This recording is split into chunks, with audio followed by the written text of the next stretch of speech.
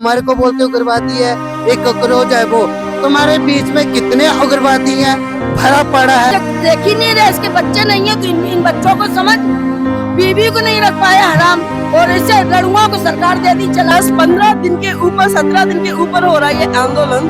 अगर आप लोगों ने सीरियसली नहीं लिया इस बात को, अबे कैसे मंत्री हो तुम लोग? इस वक्त मैं दिल्ली के जंतर मंतर पर मौजूद हैं और आपको ये पता होगा कि दिल्ली में यानी देश की राजधानी के अंदर युवाओं को लेकर एक धरना प्रदर्शन चल रहा है। और इसको आप भी देखिए कि आपको भी आना चाहिए इस धरना प्रदर्शन में, क्योंकि ये आवाज सिर्फ छात्रों की ही नहीं है। मैं खुद भी इंडिया में था, मैं सब कुछ छोड़ के एक डिजिटल प्लेटफॉर्म पे इसलिए आया हूं ताकि एक मजबूती से छात्र, किसान, नौजवान की आवाज उठा सकूं। आप देख सकते हैं यहाँ छात्रों का प्रदर्शन चल रहा है, लेकिन यहाँ पर बुजुर्ग लोग भी मौजूद हैं। क्यों मौजूद हैं? क्योंकि देश के भविष्य का आज सवाल है, और अगर हम लोग नहीं खड़े होंगे तो इन युवाओं के साथ कौन खड़ा होगा? क्या नाम है माता जी आपका? शहनाज। कहाँ से आई हैं? यहाँ दिल्ली से। तो आपने तो कोई नीट वीट का पेपर थोड़ी ना दिया होगा। अरे इन बच्चों के लिए आए, हम बच्चों ने, हमने लोगों ने बच्चे इतने बड़े पाल के करे। अब जो आगे बढ़ेंगे नहीं, कोई डॉक्टर नहीं बनेगा, हमें लोगों को देखेगा कौन? और जो हरामी लीक करवा रहे आएगा, बैठ जाता, बाहर निकल के जाएगा, दांत ले लाता है और वहाँ की कुछ नहीं सीख रहे आए।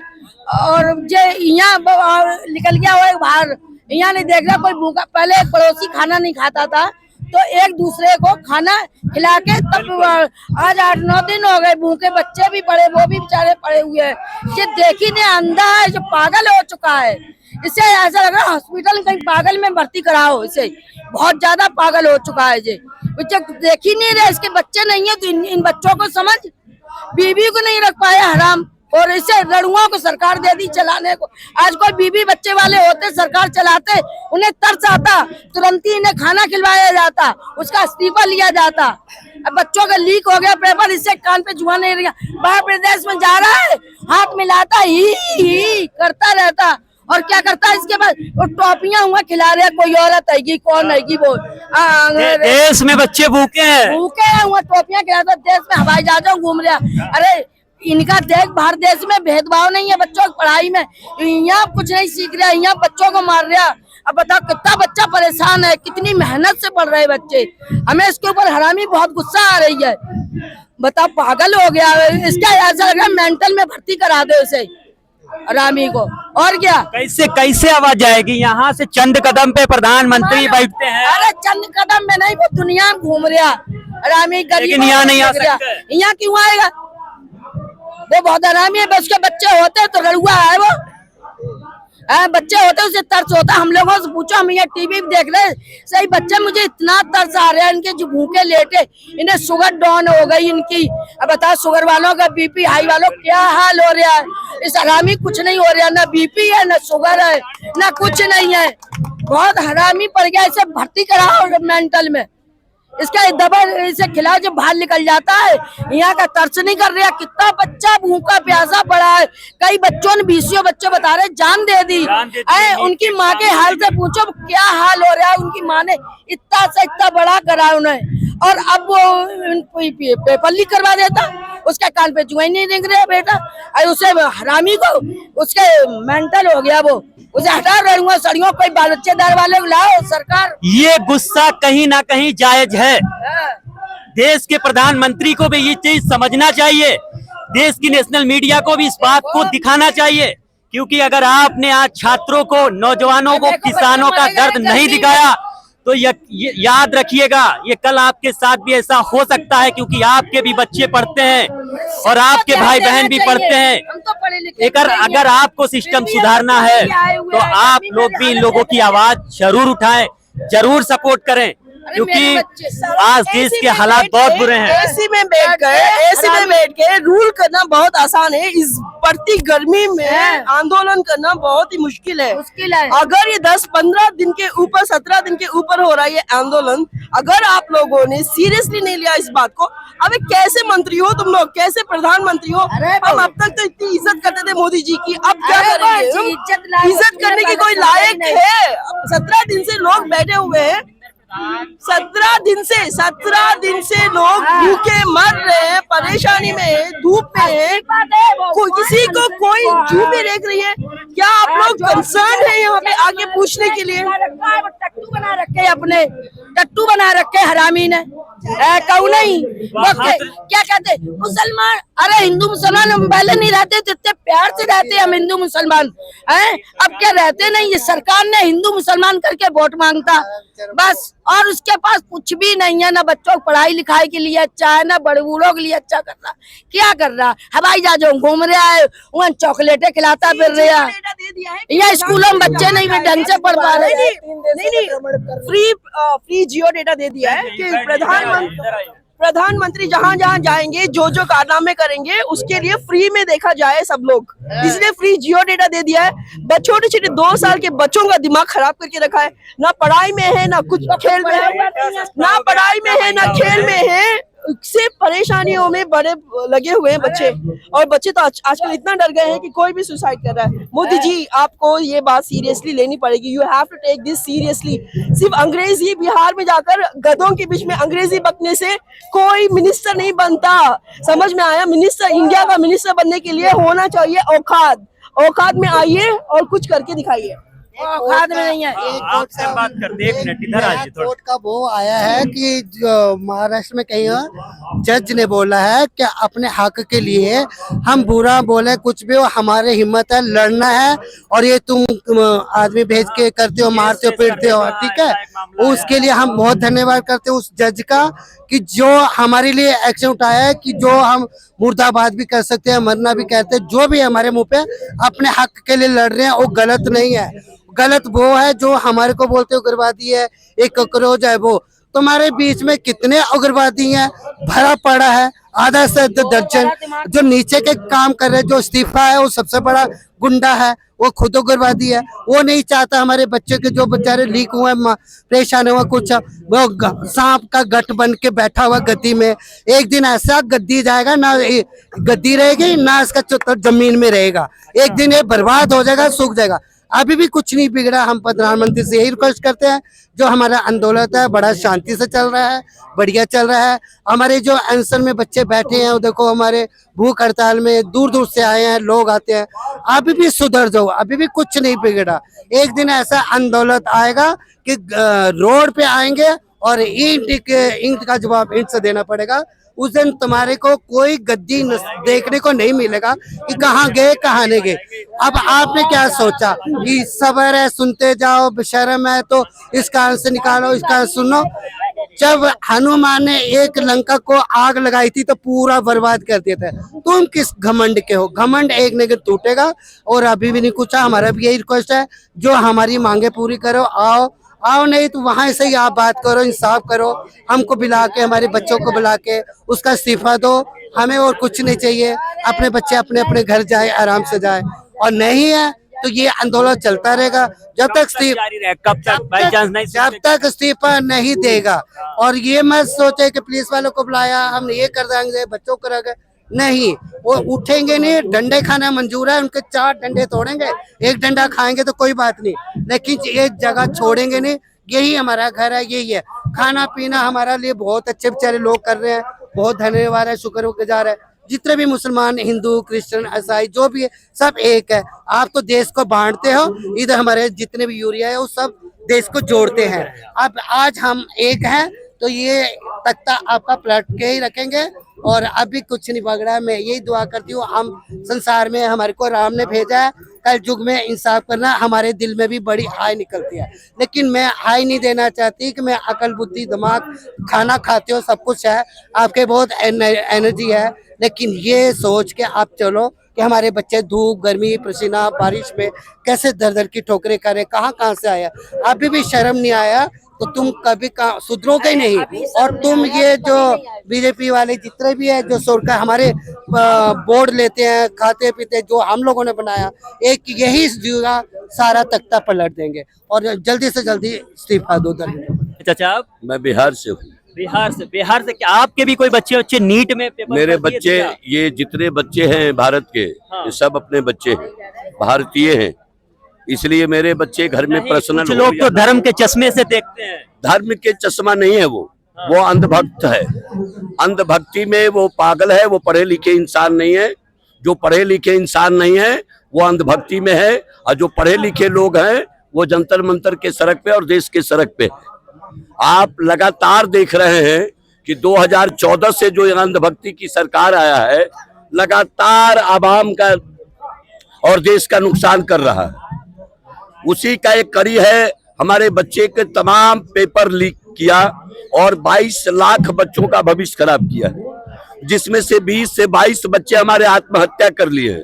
आत्महत्या की सीधा सीधा जिम्मेदारी इस भारत सरकार, इस दोगली सरकार का है। ये भारत के जो प्रधानमंत्री है वह अपने मर्जी से तो कहीं चलता नहीं है, उसके जो गुर्गे है उसके गुलाम है वो भारत के संविधान से चुनाव लड़के आया है। अब तो चुनाव भी नहीं लड़ रहा है, अब तो भारत के चुनाव आयोग को चोर बना के चोरी के पिछले दरवाजे से आता है। बच्चे हमारे परेशान हैं। हमारे देखिए लगातार हमारे सैकड़ों बच्चे भूख हड़ताल पे हैं। वो तो डंका बेचते, विश्व गुरु को लेके डंका पूरे दुनिया में बजाते हैं। देखिए इस देश में शुरू से ही हमारी समझ में नहीं आया, शुरू से रोक देना था। एक देश में ऐसी संगठन है जो भाजपा से समर्थित संगठन है, उसका काम पूरे देश में नेगेटिव फैलाना है। नेगेटिव के अलावा जीवन में उसको कुछ आता नहीं है। ये कहीं विश्व गुरु नहीं है, ये विश्व के पटल पे हमारी नाक को कटवा दिया है। आप देखे हैं कि अभी अभी एक लड़ाई हुई थी जिसके कारण गैस की कमी हुई, पेट्रोल की कमी हुई, देश में हाहाकार मचा, और ये कह रहे हैं कि विश्व गुरु है। असल में टेक्निकल तौर पे देखेंगे, क्रिटिकल देखेंगे तो पीछे से जो आरएसएस है, जो देशद्रोही आरएसएस के लोग हैं, जिनके वंशज आजादी के आंदोलन में अंग्रेज की दलाली कर रहे थे, अंग्रेज से पेंशन लेके खाते थे, उन्हीं के कहने से ये सरकार चलती है और उन्हीं के गुर्गे बैठे हुए हैं। नहीं तो लोकतंत्र की अगर लाज होता तो ये अभी तक त्याग पत्र दिलवा दिया होता या धर्मेंद्र प्रधान त्याग पत्र दे दिए होते। यह देश की कहीं सरकार नजर नहीं आ रही है।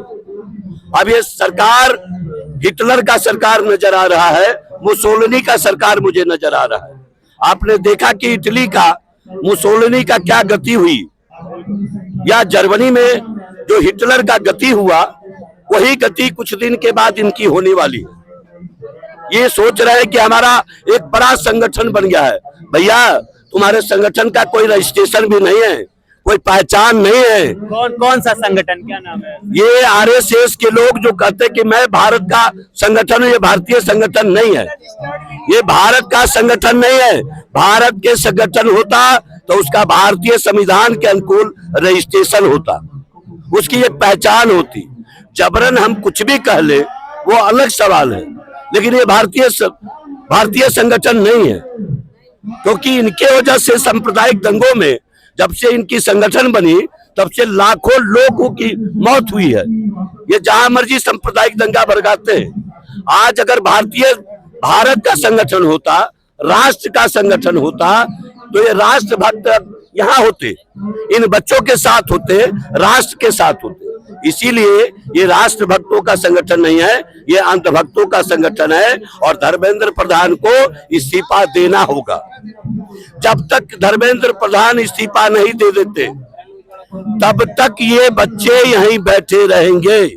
देश में इससे बड़ी आंदोलन की तैयारी हम लोग कर रहे हैं। अच्छा, पूरे देश भर में ये आंदोलन फैल रही है। सीजेपी ही करेगी और भी पार्टियां इसके साथ? जरूरी नहीं है कि सीजेपी सब जगह करेगी। अच्छा, एक एक बच्चे, भारत के जो बच्चे हैं वो सब सड़क पे तैयार है लड़ने के लिए, और वो सब अपने अपने राज्यों में, अपने अपने जिले में, अपने अपने प्रखंड में, अपने अपने पंचायत में ये आंदोलन होगी।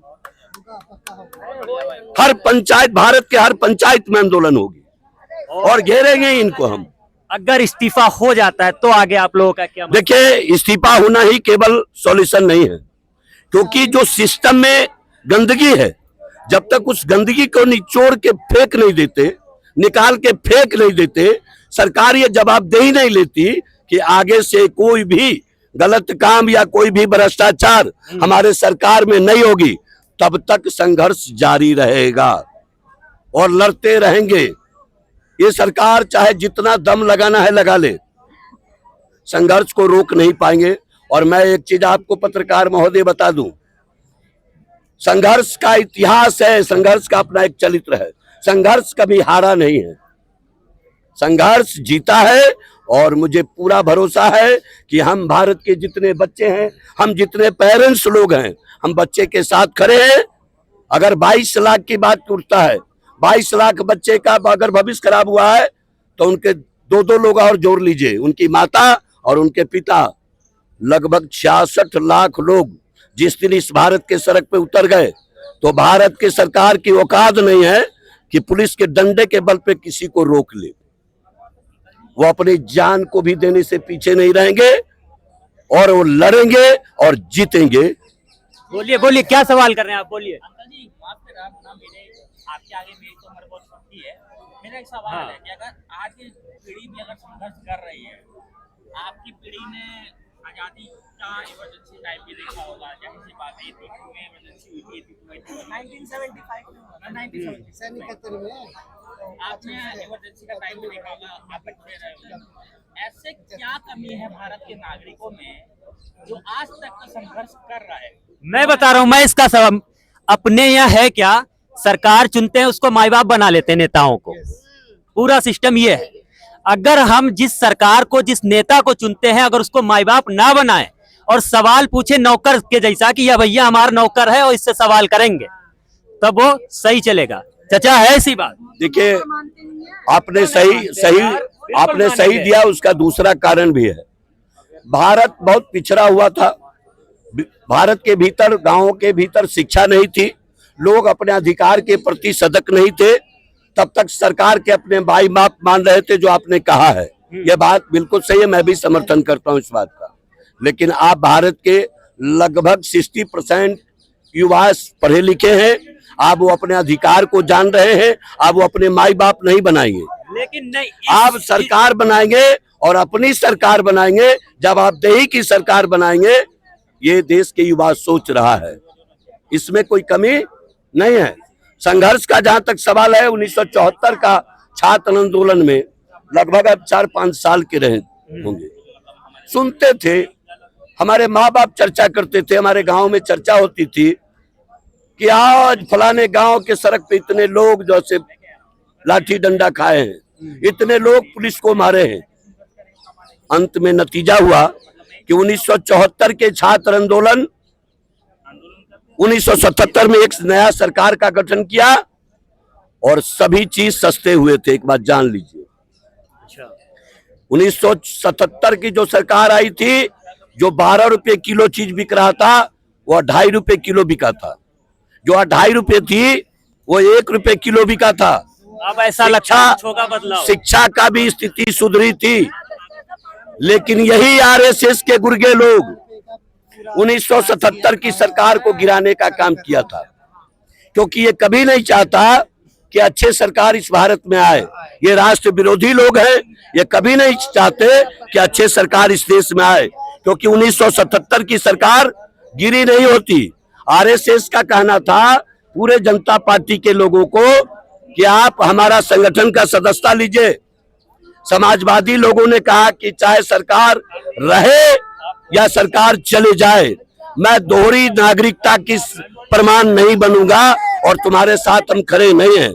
नतीजा मिला कि सरकार गिरी, फिर सरकार कांग्रेस की आई, लेकिन 1990 में फिर सरकार बदली, 1996 में फिर सरकार बदली, 2014 में आपको पहली बार भारतीय जनता पार्टी को जनता का मत मिली। 19 में ये झूठ और छल करके आए और अभी जो 24 में चुनाव हुई है वो सदैव बेईमानी, 100 सीट पे जब बेईमानी ईवीएम के जरिए किए तब ये सरकार में बने हुए हैं। इनकी लंबी आयु नहीं है। ये आज निष्पक्ष चुनाव अगर कर ले तो मैं दावे से कह सकता हूं कि 10 एमपी भारतीय जनता पार्टी को इस देश में नहीं मिलेगा। वो तो कहते हैं हम निष्पक्ष कराते हैं, ईवीएम में आपको क्या कहते हैं, वो उसके वंशज का ही झूठ बोलने की बीमारी है। आरएसएस के जो कुलबा है झूठ वंशज है उसी को ही शुरू से झूठ बोलने की बीमारी है। इसलिए आपने देखा बंगाल का चुनाव 94 लाख मत काट के और 27 लाख मत को सस्पेंशन में डाल के तब चुनाव जीत के आए हैं। बिहार में 65 लाख वोट काट के तब चुनाव जीत के आए हैं। महाराष्ट्र में 48 लाख मत बढ़ा के तब चुनाव जीत के आए थे। ये कैसा चुनाव जीत रहा है वह आप देख सकते हैं। यह भारत के चुनी हुई सरकार नहीं है, ये चोरी किया हुआ सरकार है। ये चोर लोग हैं, ये बेईमान लोग हैं, ये राष्ट्र विरोधी लोग हैं। ये तो धोखा दिया भारत के लोगों को और आगे सरकार में। नहीं तो इनकी सरकार अगर निष्पक्ष चुनाव आज हो जाए, कोई निष्पक्ष चुनाव देश को फिर से मिल जाए, 10 MP भारतीय जनता पार्टी को नहीं मिलेगी। मैं दावे से जंतर मंतर पे कह रहा हूं और लोगों के बीच में कह रहा हूं कि अगर ईमानदारी से चुनाव अगर हो गई तो 10 MP भारतीय जनता पार्टी को नहीं मिलेगा, क्योंकि इसका जो कार्यशैली है वो भारत के आवाम के विरोध में है। इसलिए उसको सब लोग पहचान लिया है, क्योंकि 14 में हम लोग भी भरोसा कर रहे थे कि कुछ नया होगा, लेकिन 14 में नया हुआ, भारत को लूटा गया। अरे आप तो राम को भी नहीं छोड़ रहे भैया। 14 बताएगा कि 14 के पास आजादी, देश आजाद हो। हाँ, RSS को मिला होगा, RSS को मिला होगा। हमें तो सन 47 में आजादी